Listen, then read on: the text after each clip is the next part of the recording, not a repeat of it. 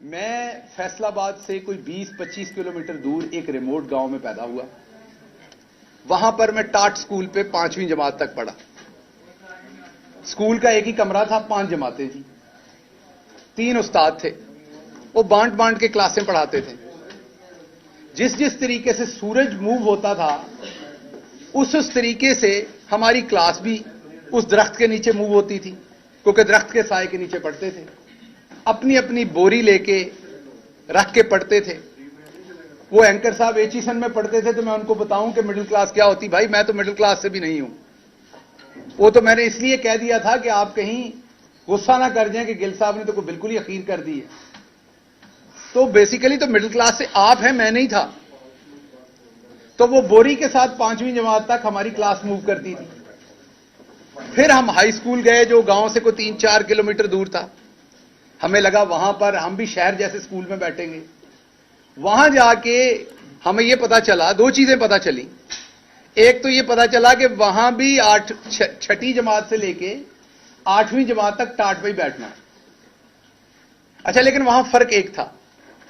5वीं तक घर से अपनी बोरी लेके जाते थे, 6ठी 7वीं 8वीं वहां टाट मौजूद था, तो बोरी बस्ते में नहीं डालनी पड़ती थी। तो यह फर्क था, यह तरक्की हो गई थी। उसके बाद यह भी पता चला कि पहली दफा अंग्रेजी सीखनी है। ए क्या होता है, बी क्या होता है, सी क्या होता है, यह 6ठी जमात में पता चला। और यह पता चला जब बड़ी एबीसी लिखना सीख ली कि एक इसकी छोटी बहन भी है। जैसे बड़ी मरियम बाजी है, ऐसे कि छोटी मरियम बाजी भी है। बड़ी एबीसी अगर आपने सीख भी ली तो छोटी एबीसी भी लिखनी सीखनी पड़नी है।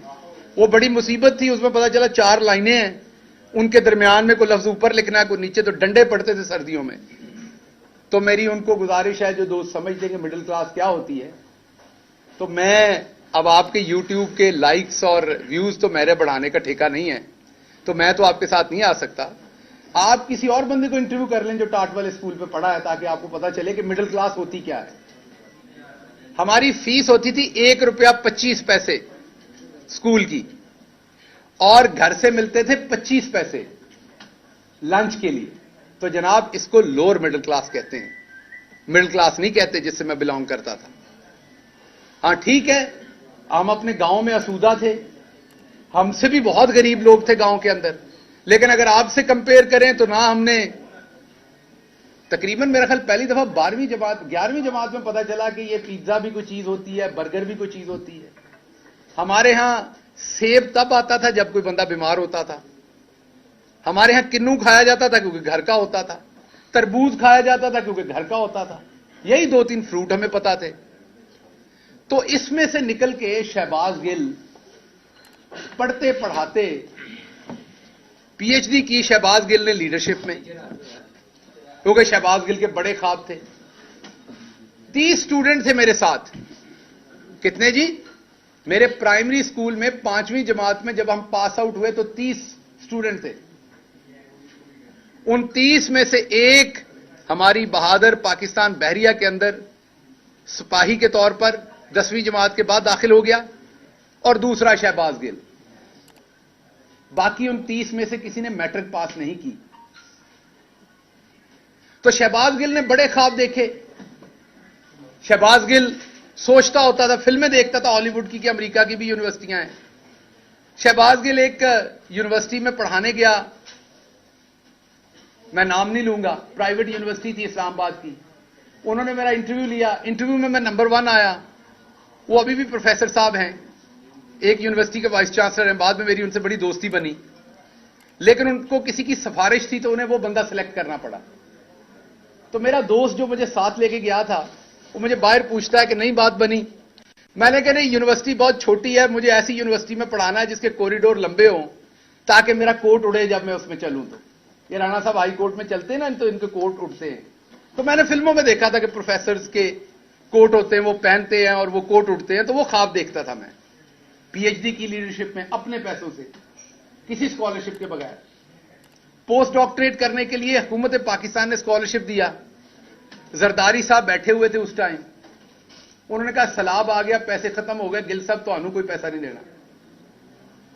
सो अपनी चीजें बेच के, अपनी प्रॉपर्टी बेच के मैं पोस्ट डॉक्टरेट करने के लिए अमेरिका चला गया। अमेरिका की दूसरी बड़ी university, university of Illinois Urbana champagne, और पूरे अमेरिका में इंटरनेशनल स्टूडेंट्स होस्ट करने वाली, जिस यूनिवर्सिटी में इंटरनेशनल स्टूडेंट पूरे अमेरिका में सबसे ज्यादा हैं, वो यूनिवर्सिटी है। जिस यूनिवर्सिटी में मैंने पढ़ने का ख्वाब नहीं देखा था, अल्लाह रब्बुल इज्जत ने करम किया और टाट स्कूल वाला बच्चा वहां पर 30 साल की उम्र में प्रोफेसर बन गया। पढ़ाना शुरू हुआ तो हम लोअर मिडिल क्लास से मिडिल क्लास में आ गए, हमारे यहां आसूदगी हो गई। अभी मैं अपने करियर के पीक तो मैं उसे नहीं कहूंगा, थोड़ा सा ऊपर था तो मैं पाकिस्तान आता था बाकायदगी से, क्योंकि मैंने वहां की नेशनलिटी नहीं ली हुई थी। तो मेरी खान साहब से मुलाकात हुई, उन्होंने दावत दी, असद उमर साहब, खान साहब, उन्होंने दावत दी कि पाकिस्तान के लिए बड़ा जरूरी है कि पढ़े लिखे मिडिल क्लास के लोग आएं। पाकिस्तान को लूट लिया गया है यहां की अशराफिया ने। आप जैसे लोग जो अपने मसाइल से निकले हुए हैं, आपको इन मसलों का पता है। मेरे जैसा बंदा जो बस पे बैठ के कॉलेज जाता था, मैं यहां वो टिपिकल सियासतदानों वाली आपके साथ नहीं करता, सारे लोग मेरे जानने वाले, मैं आपको 10 नाम बता देता हूं जो मेरे साथ पढ़ते थे। गांव से होंडा CD70 के ऊपर बैठ के गवर्नमेंट कॉलेज फैसलाबाद आते थे, 25 किलोमीटर का सफर था। हमारे साथ, क्योंकि वो कॉलेज सबसे अच्छा था, साथ पढ़ने वाले बच्चे ज्यादातर अशराफिया के थे। और हम जब आते थे, पहला लेक्चर 8 बजे शुरू होता था तो 1 घंटा लगता था टांगें गर्म करने में। टांगें अकड़ी होती थी जब मोटरसाइकिल से उतरते थे, खड़े नहीं हुआ जाता था सीधा। इसलिए कहता हूं कि मैं मिडिल क्लास से हूं, मैंने वो सब कुछ देखा हुआ है, सहा हुआ है, बर्दाश्त किया हुआ है। उसके बाद पार्टी में आ गए। पार्टी में पहले 3 साल तो हमारी सोशल मीडिया ही हमें गालियां निकालती रही, पैराशूटर पैराशूटर। 2002 से खान साहब को सपोर्ट कर रहा हूं। यूनिवर्सिटी ने पहली दफा वीलॉग करना सिखाया 2010-11 में, आपने नाम नहीं सुना होगा। स्टूडेंट्स की मदद के लिए वहां पर वीलॉग करना सिखाया कि क्लास पढ़ाने के बाद जो उनके सवाल रह जाएं वो आप वीलॉग में बताएं उन्हें। तो मुझे अभी भी याद है, मैंने अपना बोंडा से वीलॉग रिकॉर्ड कराने शुरू किए इमरान खान की मदद में। अभी भी यूट्यूब पे उस जमाने के पड़े हुए हैं। उसके बावजूद यहां आया तो पहले 3-4 साल जो हमारे सो कॉल्ड पार्टी के वारिस हैं, उन्होंने कहा जी ये तो पैराशूटर है, ये कहां से आ गया। उस नफरत को बर्दाश्त किया अंदर से। बाहर के शराफिया की तो नफरत थी। अनकन्वेंशनल था, आपके साथ भी वैसे ही डील करता था, हामिद मीर साहब के साथ भी और कामरान शाहिद के साथ भी। तो मेरे लिए आप सारे सहाफी थे, मैं तड़ाक करके जवाब देता था जो मुझे आता था। यही मेरी एकेडमिक लाइफ ने मुझे सिखाया था, क्योंकि अमेरिका में बच्चा आपसे खुल के सवाल करता है, आपका नाम लेके सवाल करता है। आप तैयारी करके क्लास में नहीं गए तो वो आपको उसी टाइम बता देता है। वहां आप जनाब लिहाज के चक्कर में आप गलत पढ़ा के नहीं आ सकते। आप ये नहीं कह सकते कि आज समोसे खाने का दिल है, क्लास नहीं पढ़ानी। आपको वक्त पे जाना है, पूरा काम करके वक्त पे निकलना है। मेहनत की, मां बाप की दुआएं थी, दोस्तों की दुआएं थी, आप लोगों की बहुत सारों की मेहरबानियां थी। मैं पॉलिटिकल लाइफ में आगे चलता गया, वजीर आजम के दफ्तर में पहुंच गए, वहां भी काम किया। लेकिन जहां जहां मैंने काम किया, मेरे कंधों पर 29 लोगों का वजन था हमेशा।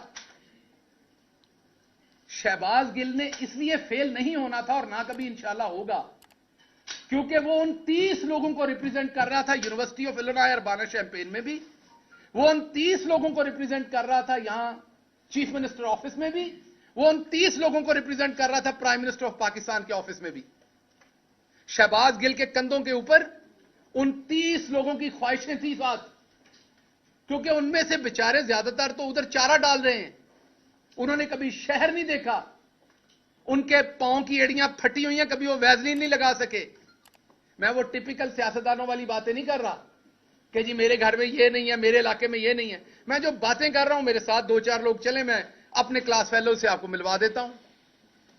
सो उन तमाम लोगों का बोझ लेके मैं खड़ा था, क्योंकि मैंने जीतना था, मैंने उनके लिए जीतना था, ताकि आगे उनके बच्चे सोचें कि इस गांव में पैदा होकर स्टार्ट स्कूल में पढ़ के आपका जहां दिल करे आप वहां पहुंच सकते हैं। और मैं पहुंचा। मैंने अमेरिका में, ये रांझा साहब बैठे हुए ये बताएंगे, अमेरिका में जाके डॉक्टर्स तो हमारे सेटल हो जाते हैं, टेक्निकल एजुकेशन, वो भी बहुत बड़ी बात है, छोटी बात नहीं है।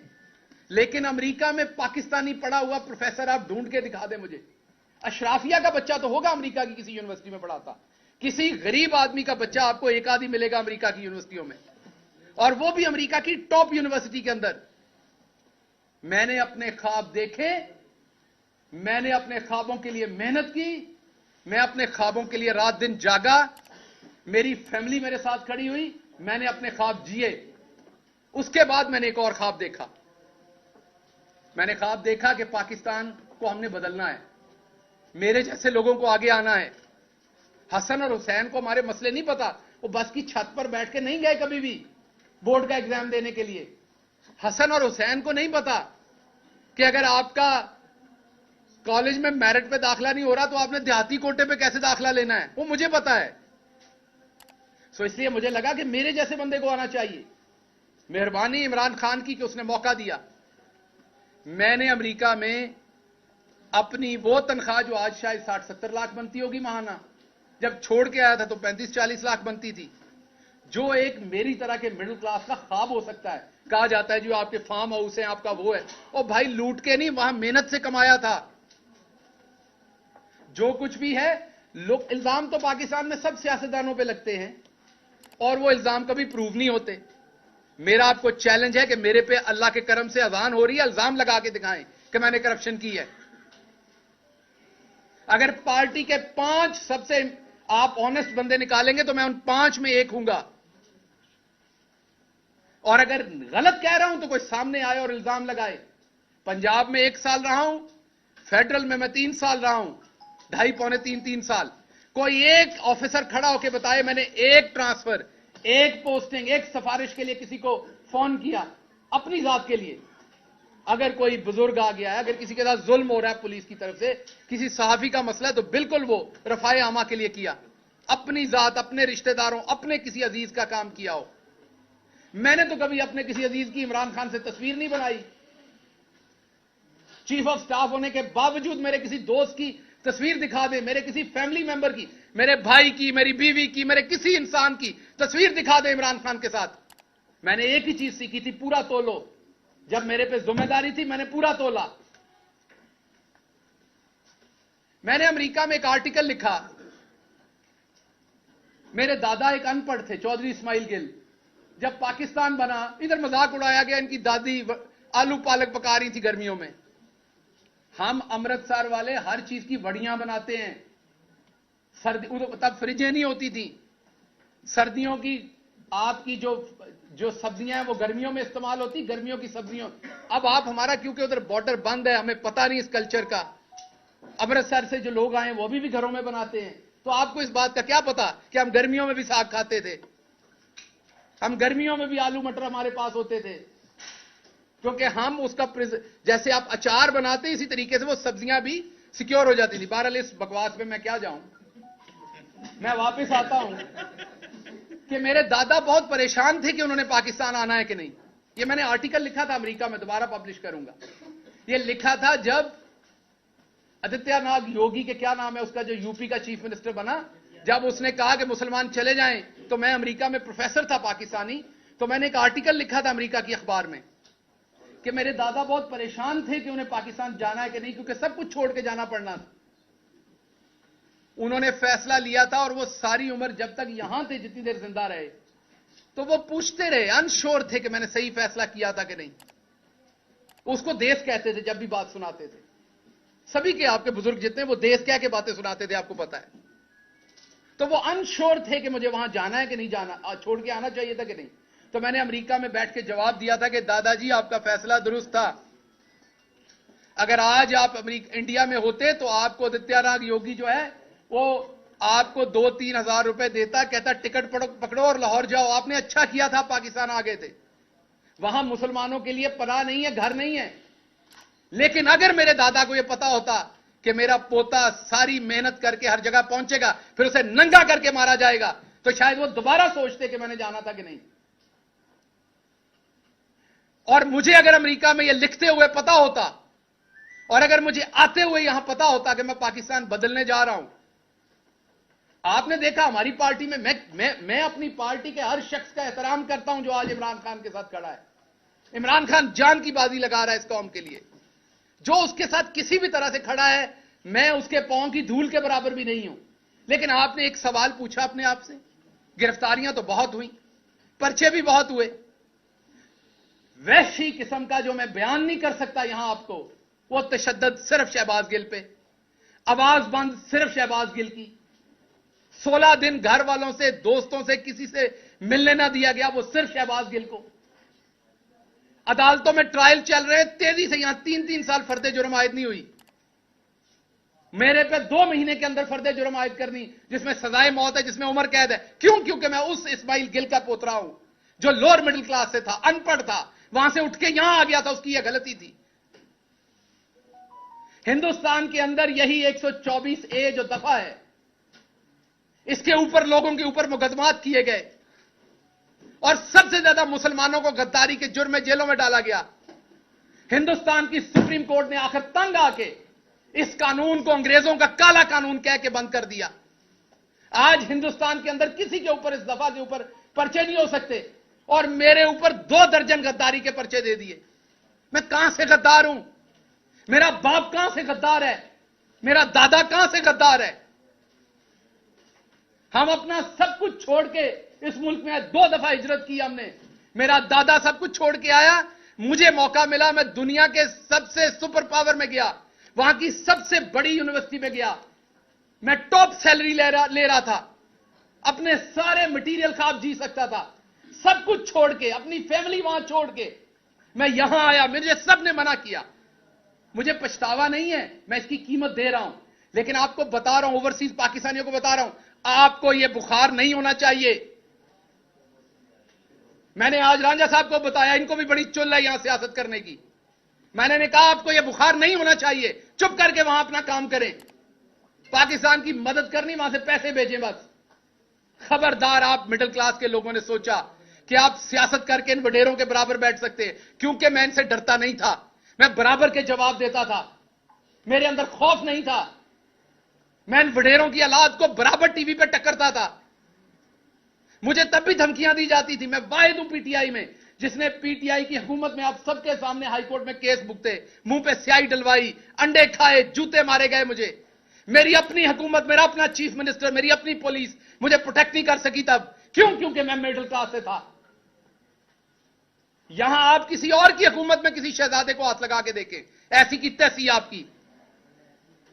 गरीब को तो ऐसे उठाते हैं, गरीब को तो ऐसे उठाते हैं, मिडिल क्लास के बंदे को तो ऐसे उठाते हैं जैसे उसका कोई हक ही नहीं है। एफआईआर देते हैं, मैं देखता हूं उसमें जो दफात लगी हुई हैं, इतनी तो जमातें नहीं मैंने पढ़ी सारी जिंदगी में जितनी आपने दफात लगा दी मेरे ऊपर, और मेरे बयानों को अपनी मर्जी से तोड़ मरोड़ कर पेश किया। आप कहते मैंने ये गुनाह नहीं किया, नहीं आपने किया है, जबरदस्ती है आपके ऊपर कि आपने किया है गुनाह। अब क्या हो रहा है? छुपा के एफआईआर दी जा रही है। अगर मैं पॉइंट आउट करता हूं, कहते पार्टी छोड़ रहा है। लोग अपने अपने वीलॉग्स के व्यूज बढ़ाने के लिए शहबाज गिल पार्टी छोड़ने की सोच रहा है। शहबाज गिल ने अपना सब कुछ जला दिया इस मुल्क के लिए, इमरान खान के साथ अभी भी खड़ा है, पार्टी छोड़ने के लिए खड़ा है। सो इसलिए मैं आज की प्रेस कॉन्फ्रेंस में जो सबसे इंपॉर्टेंट बात आपसे करने जा रहा था वो अब करने जा रहा हूं। मेरे ऊपर एक बलूचिस्तान में एफआईआर दी गई जिसको हमने वहां पर वकला हायर किए। आम बंदे के लिए आम बात है, अमीर आदमी के घर में कोई बीमार हो जाए ना, आम बात है, ड्राइवर होता है, मैनेजर होता है, हॉस्पिटल फोन हो जाता है, वहां सब कुछ तैयार हो जाता है। ये पीछे असलम साहब खड़े हैं, इनसे पूछें हमारे जैसे फैमिलियों में जब कोई बीमार होता है तो क्या होता है, पहला फिक्र पैंदी है पैसे कितों ले आने ने। चलें ठीक है, मैं आप लोगों में से असूदा हो गया अमेरिका जाने में, लेकिन जानता तो हूं ना ये सारे मसले। इसी तरह जब केस बनता है ना गरीब आदमी पे, मिडिल क्लास पे, तो उसको पता होता है मैंने उस अदालत में पहुंचना कैसे, मैंने वकील कहां से करना है, मैंने इस मुकदमे को कैसे लड़ना है। क्योंकि आपका वो शराफिया का नेटवर्क नहीं है जिसने आपको परों में छुपा लेना है। बलूचिस्तान में केस हुआ, बलूचिस्तान की हाई कोर्ट में गए, बलूचिस्तान के जज साहब ऑर्डर कर रहे हैं कि अगर कोई और एफआईआर है शहबाज गिल पे तो वो ले आओ।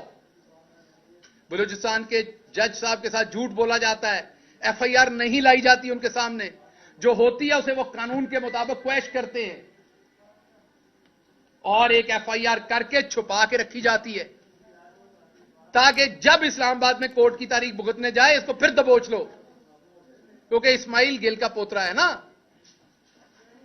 ये कौन सा किसी नवाब का पोतरा है, दबोच लो दोबारा।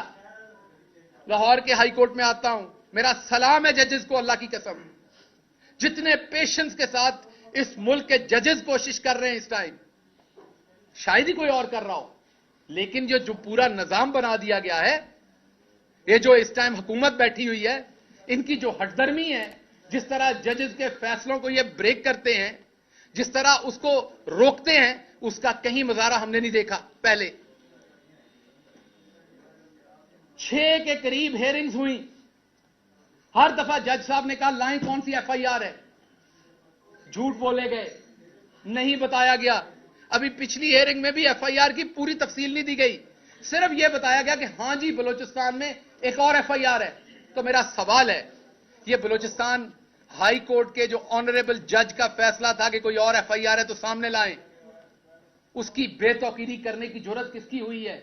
मैं तो चलो मिडिल क्लास हूं, मेरी तो आप बार बार करेंगे, मैं तो एक गद्दार आपको मिल गया हूं, मुझे तो आप 2 डालेंगे तो 2 डालें, लेकिन कम से कम इससे 2 फायदे होंगे। एक तो मेरे जैसे किसी और को अमेरिका में बैठे बुखार नहीं होगा, वो दोबारा इधर को नहीं चढ़ेगा। आप लोगों के 2 ही काम है, उधर से आईफोन खरीदें 8-7, शैम्पू खरीदें,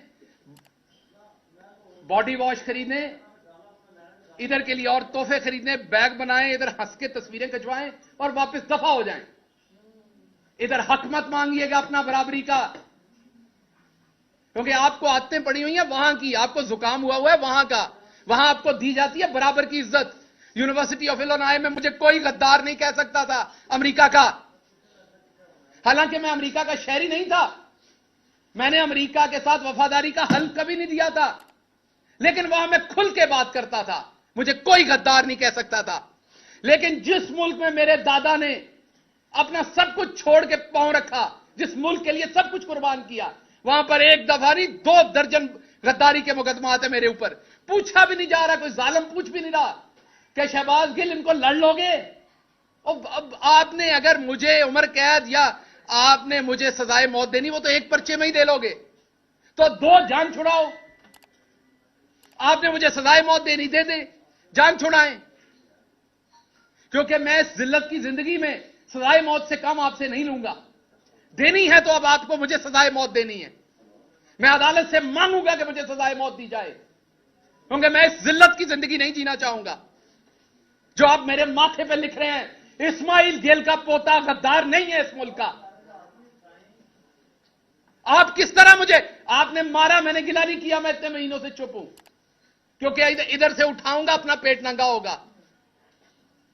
मेरा मुल्क है ना, नहीं बात की मैंने, किसी ने कहा डर गया। आपने देखा जो आपके पास 1 घंटा 2 घंटे रहे, उन्होंने बाहर आके क्या किया? मैं 16 दिन रहा आपके पास, मैं चुप हो गया। सब्र है हम लोगों में, हम गांव के लोग हैं, हमें बड़ा सब्र है, हम लगे हुए जख्म भी माफ कर देते हैं, बहुत सब्र है, लार्जर गुड के लिए बहुत कुछ करते हैं हम लोग। मुझे पता है मेरे मुल्क को इसका नुकसान होना है। मुझे मेरी यूनिवर्सिटी ने कहा कि बताओ यहां किसको लिखना है। आपको पता है मैंने आज तक अमेरिकन एम्बेसी को खत नहीं लिखा। मेरी बीवी वहां बैठी है, मैंने उसे मना किया आपने किसी को ईमेल नहीं करनी। यहां किसी को जुकाम हो जाए तो ये हर फॉरेन जो कोई एनजीओ उसको लिखते हैं, यूएन में लिखते हैं, कहां लिखते हैं। मैंने अपनी सारी फैमिली को मना किया कि नहीं लिखना, इंसाफ पाकिस्तान में लेना है, पाकिस्तान को बाहर बदनाम नहीं करना। यह सच है कि मेरे पे तशद्दुद हुआ, मेरे पास तस्वीरें हैं उसकी, लेकिन क्या बाहर जाके नंगा करूं अपने मुल्क को? तो मैंने अपनी पूरी फैमिली को मना किया कि आपने किसी बैरूनी इदारे को नहीं लिखना, इस मुल्क की तौकीर को नहीं छेड़ना आपने। तो उसका सिला अगर सजाए मौत है तो दे दीजिए, लेकिन ये बार बार मुकदमे ना कीजिए। मिडिल क्लास हूं, तकलीफ होती है। मैंने हराम नहीं कमाया हुआ गवर्नमेंट में, मैंने लोगों को हराम कमा के नहीं दिया हुआ, मैंने ट्रांसफर पोस्टिंग डीसी डीपीओ नहीं लगवाए हुए, मैंने हाउसिंग अथॉरिटीज के एनओसीज नहीं लेके दिए हुए, मैंने ग्रिड स्टेशंस के एनओसीज नहीं लेके दिए हुए।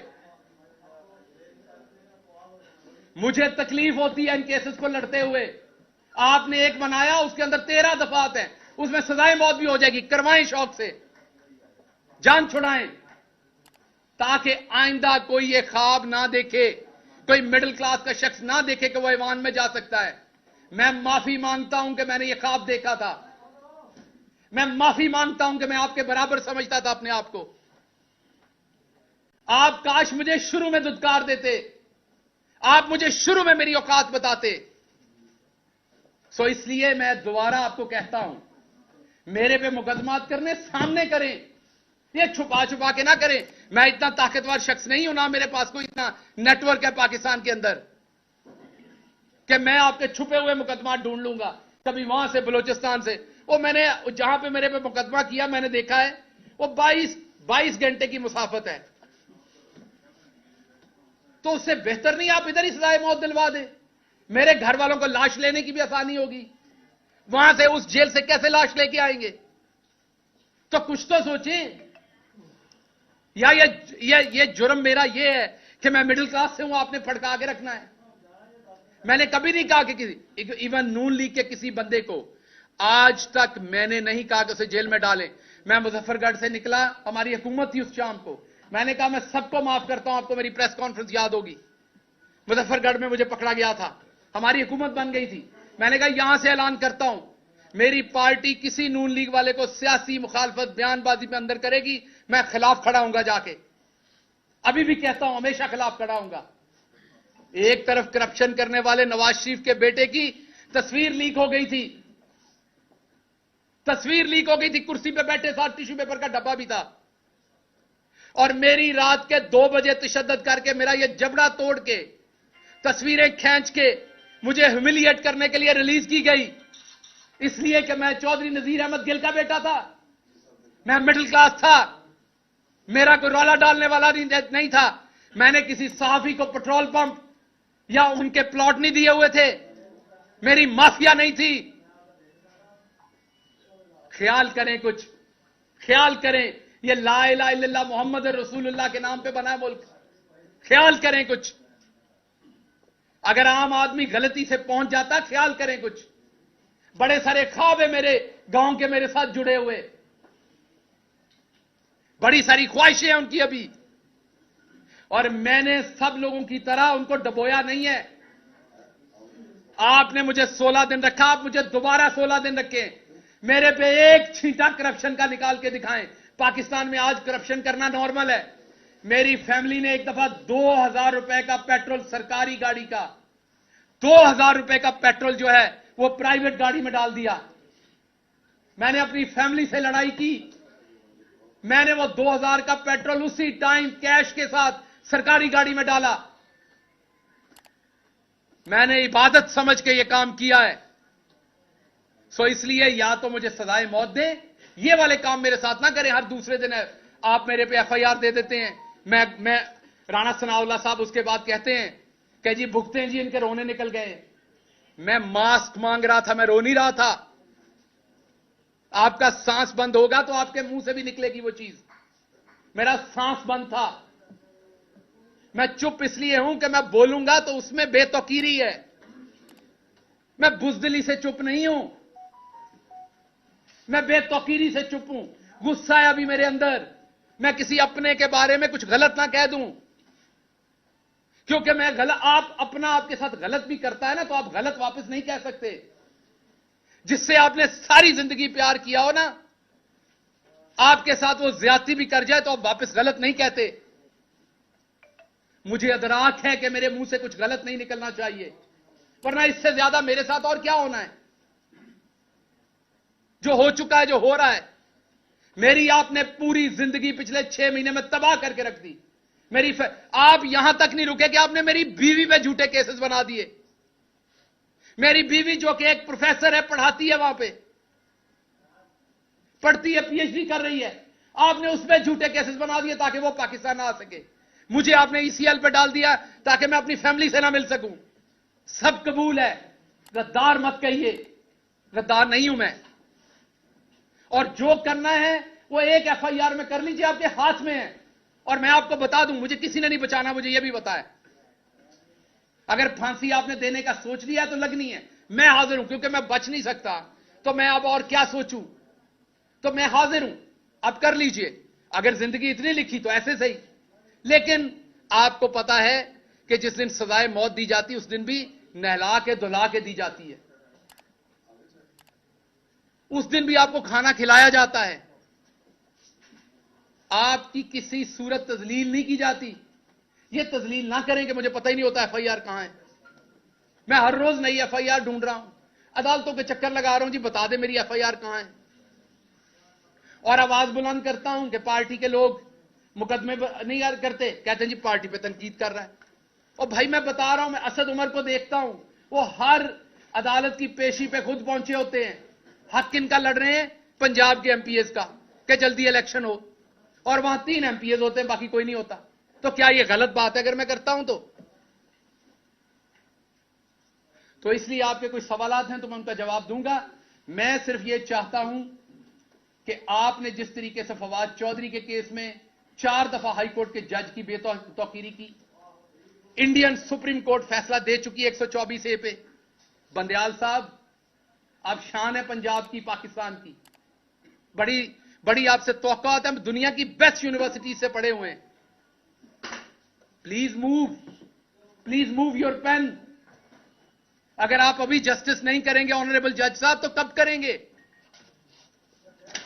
अगर इंडियन सुप्रीम कोर्ट हटा सकती है, अंग्रेज जो हमारे ऊपर गासिब था, हम जिसके गुलाम थे, वो कहता था इस केस में आप गद्दार हैं, अब तो ये हमारा अपना मुल्क है, अब हम गद्दार कैसे हो गए? या फिर बता दीजिए कि ये अभी भी सिर्फ अशराफिया का मुल्क है, मिडिल क्लास गांव के लोग अभी भी यहां गद्दार हो सकते हैं। बताएंगे किसी एक शहजादे को आपने गद्दार कहा हो?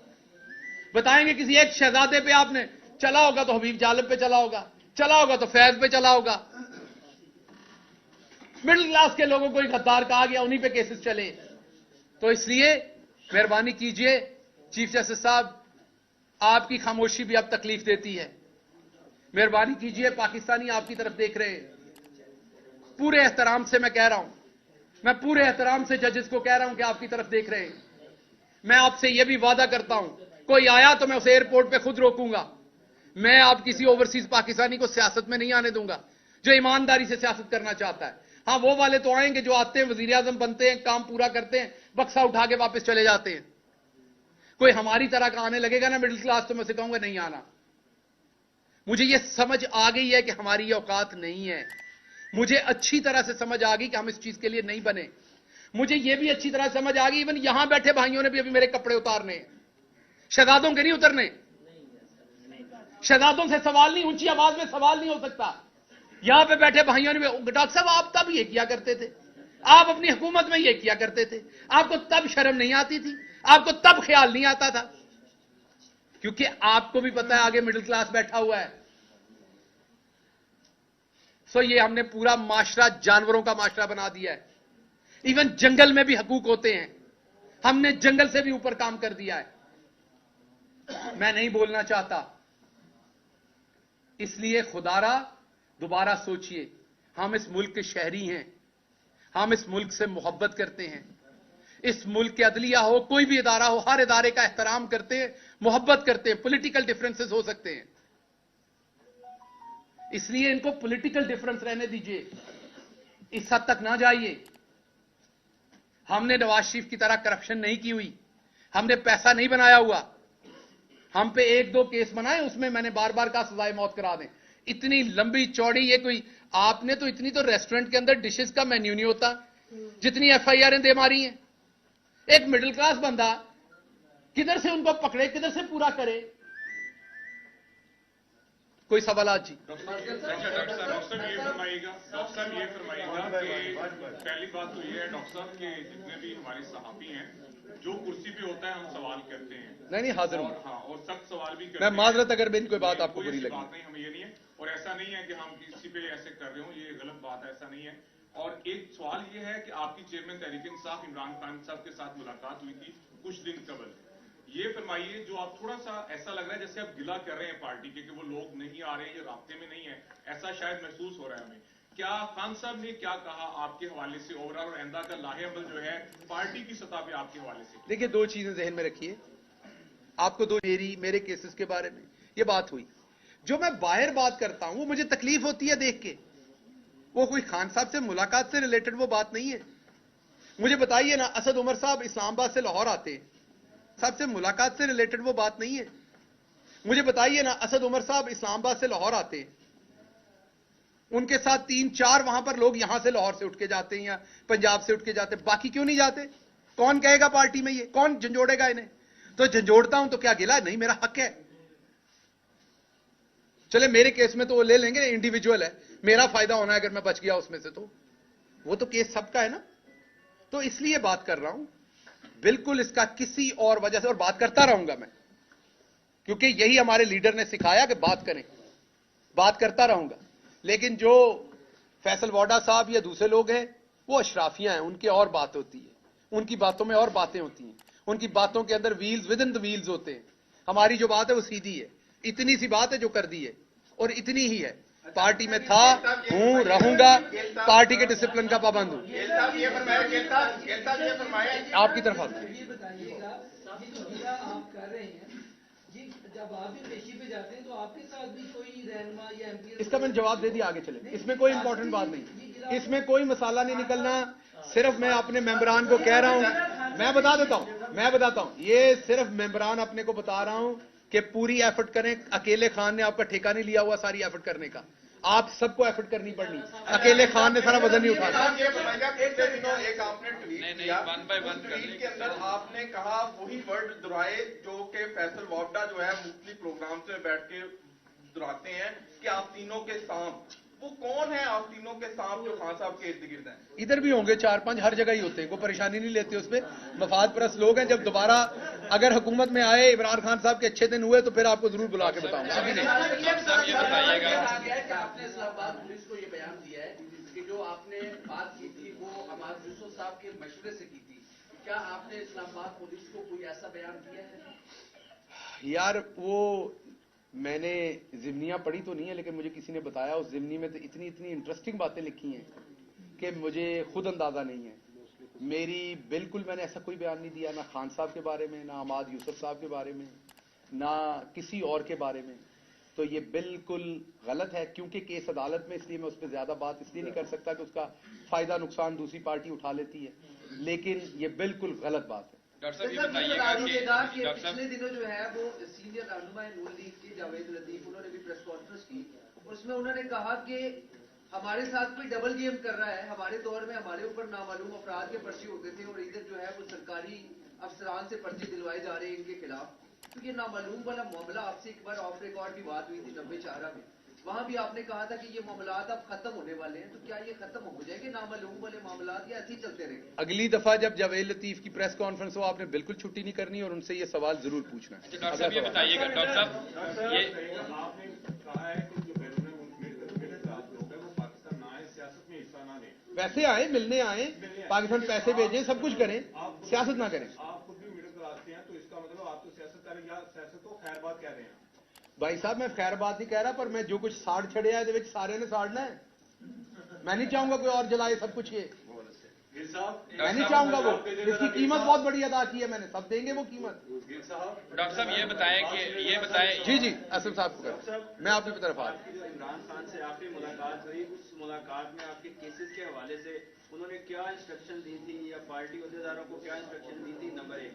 और नंबर 2, हम आपके साथ हैं हमेशा, तहरीक इंसाफ के जो बीट रिपोर्टर है वो बड़ा, आप लोग भाइयों की तरह हमेशा, मैं उसका बहुत शुक्रगुजार हूं। दूसरा ये बताइएगा कि क्या आप जो है वो आइंदा का आपका लाहेमल क्या है? केसेस आपके साथ चल रहे हैं, पार्टी के लोग कुछ नहीं खड़े हुए साथ आपके, लेकिन आइंदा का क्या आप अगर खान साहब कहें तो पार्टी के लिए अपनी खिदमत जो है वो कंटिन्यू रखेंगे या इसे फिलहाल सेट असाइड कर रहे हैं? देखिए, इसका जवाब मैं बार बार दे चुका हूं। इसका जवाब एक ही है, मैं पार्टी के साथ हूं, पार्टी के साथ रहूंगा। एतराज में करूंगा, पहले भी करता था, अभी भी करता हूं। पहले कौन सा मैं नहीं करता था, पहले भी मेरी बातें आती थी, पहले भी करता था, अब भी करता हूं। ये इमरान खान से सीखी है बात, उन्होंने सिखाई, हमेशा अप्रिशिएट किया। सच बोले, इमरान खान का सिपाही था, इमरान खान के नजरिए पे आया था। कोई ओहदा मिले ना मिले, किसी जगह पे काम कर रहा हूं ना करूं, अगले सवालों का जवाब दे रहा हूं ताकि मुस्तकबिल का भी, अगर सजाए मौत ना हुआ, जीता रहा तो उनके साथ सियासत करूंगा, फड़का दिया गया तो फिर अल्लाह की। अच्छा डॉक्टर साहब ये बताएं कि अभी सारा कुछ जो कुछ आपके साथ हुआ है, ओवरसीज आप आए हैं, वो भी आपने बताया। ये बताएं कि अभी कुछ आपने ये भी जिक्र किया कि ना तो मैंने एनओसी दिलवाए हैं, ना ही मैंने कोई ट्रांसफर पोस्टिंग करवाई है। ये सीधा साधा एक चार्जशीट है जो आप अपने लोगों की तरफ ही। अपने लोगों पे नहीं, मैं ऐसा शराफिया पे लगा रहा हूं जो हर हुकूमत में हर जगह पे व्हीलर एंड डीलर होते हैं, उनकी बात, या किसी वजीर मशीर की या किसी में मेंबर की जरूरत, सब कुछ होता है यहाँ, आप सबको पता है। अच्छा ये मेरा सवाल तो भी कंटिन्यू कर रहे हैं। अगला सवाल। हम सब कहते थे कि जब हुकूमत खत्म होना तो शहबाज गिल साहब पहले इंसान होंगे जो टिकट लेंगे और वापस चले जाएंगे, लेकिन हमारे सबके वो आइडियाज गलत साबित हुए। क्या अब आप स्टैंड कर रहे हैं कि आपने इस लड़ाई में उतर चुके हैं, ये लड़ाई एंड तक लड़नी है, और क्या इस लड़ाई में आपको इमरान खान साहब की हिमायत हासिल है? इस सवाल का जवाब 4 दफा दे चुका हूं, पता नहीं किस गलती सकता है। 4 दफा 4 लोग ये सवाल पूछ चुके हैं और मैं जवाब दे चुका हूं। जो कुछ भी हो जाए, कभी इमरान खान के खिलाफ मेरे मुंह से बात नहीं निकलनी, जिधर से घुमा के भी सवाल हो, पार्टी के खिलाफ नहीं निकलनी। जो मफाद परस्त है हर जगह होते हैं, यहां भी है, पार्टी में भी होते हैं, यूनिवर्सिटी में होते हैं, हर जगह पे होते हैं, वो उनका करें। जब मेरे और पार्टी के फायदे में होगा तब जरूर नाम लेंगे। आप प्रेस कॉन्फ्रेंस वाइंड अप करते हो, ये कहा कि जिनके साथ प्यार मोहब्बत होती है फिर उनका नाम नहीं लेते, जिक्र नहीं करते, उनके बारे में सवाया कलमात ही कहते हैं, खैर के कलमात। जनरल बाजवा आपके साथ 5.5 साल मिला, तो आपको नहीं लगता इमरान खान साहब को सवाया कलमात ही निकालनी चाहिए और आप ही हाथ होना रख देते, तो आज ये नाम आप अभी इमरान खान साहब से मिलके आए थे, मुझे बड़ा अफसोस हुआ कि आपने ये सवाल उनसे नहीं पूछा। अगली बार जाएं तो जरूर पूछिएगा। बहुत शुक्रिया।